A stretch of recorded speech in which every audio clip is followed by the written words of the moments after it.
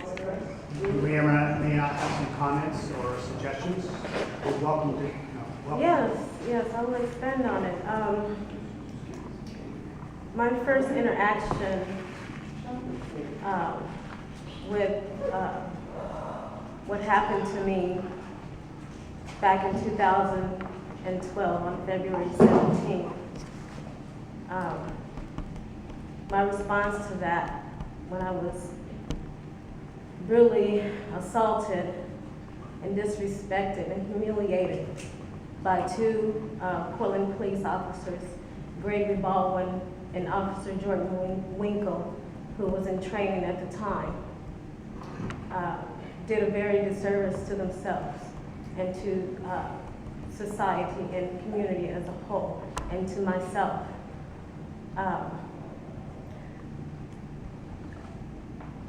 It's an atrocity. I'm just really, really saddened by what we have come to as a society, withholding police accountability.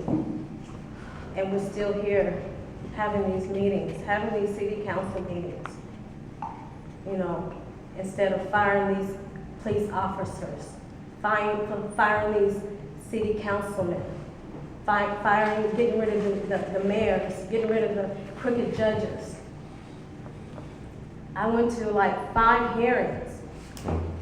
It took them a whole year to contact me about the complaint that I filed with IPR and CRC through someone else that worked for the city. Now, mind you, I didn't file the initial complaint. Someone went to IPR, Constantine Severe, and filed the complaint for me because I was so traumatized and humiliated, and I couldn't say, I couldn't speak, I couldn't do anything.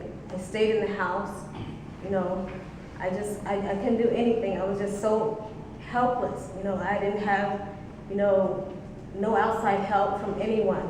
I called a 911 research operator after this happened and told her exactly what happened to me. And she is the one that got my complaint hearing in the city today. I went to 5 hearings, and these Officer Baldwin and Officer Winkle got exonerated by Sergeant Elroy, you know, and he was Elroy. Vincent, no, black guy. Oh, Vincent Elmore. Elmore. He's on the COAB. Yes, excuse me, Elmore. He's on the COAB. Yes, I know that. Yes, yes. He's on the COAB? Yeah. He exonerated them it took them a whole year to exonerate them. They wanted me to do mediation and all that, you know, and I filled out that yellow form that you fill out for a complaint. You know, I told them exactly what happened to me, that was racially profiled, that my rights were violated, that I was mistaken identity for a Hispanic male, 5'4" to 5'6", raffling through mailboxes at 10 o'clock in the morning, and I'm on my way to Free Gig to volunteer there, if anyone knows what Free Gig is. And they were expecting me, and I never showed up. I was in fear of my life. I had called my son to let him know what was going on with me, and the officers basically was grabbing the phone because I wouldn't hang up because I was so afraid for my life, you know. I didn't know what they were gonna do to me, you know. The officer was so rude and so violent with me. He told me, "Shut the fuck up, you black bitch, you have no fucking rights." You know, and he went in my backpack without my consent. Him and his other officer that he was training, they groped my private areas when they did a search of me without my consent. I asked for a female police officer, and it fell on deaf ears. I was just so traumatized, and it's raining, mind you. I had a cup of coffee in my hand when they walked up on me, and my earbuds and my cell phone listening to music, waiting on the bus to go volunteer, and they just walked up on me, asked me for my ID, who I am. You know, I said, well, you asking me all these questions, and you see I'm standing at the bus stop waiting for a bus. You know, what did I do wrong?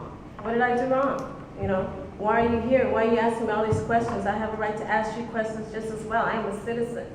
You know, if I did something wrong, you know, then tell me what I did wrong. Otherwise, just leave me alone, you know. And they got more pissed off, you know. They went inside my backpack without my consent.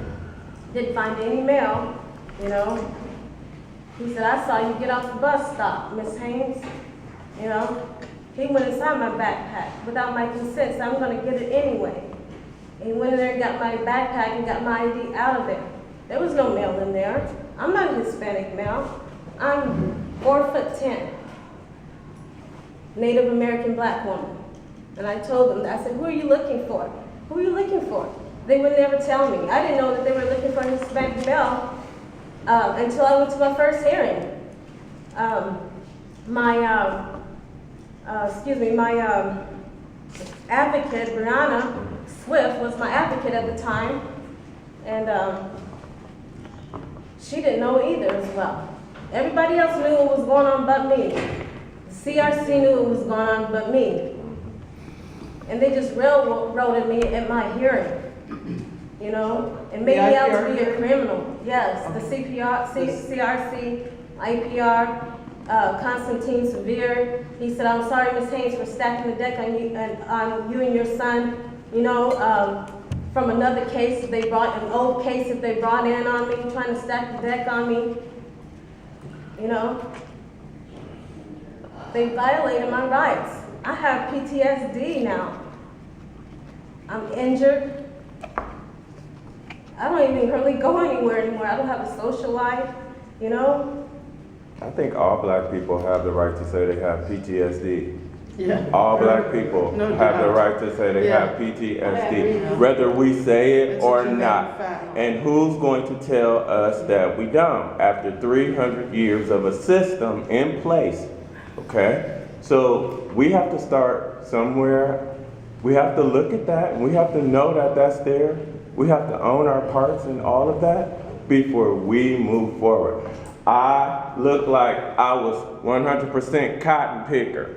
2, my great-great-grandfather was a white man in Texas, okay, who had a ranch. We know how that stuff happens.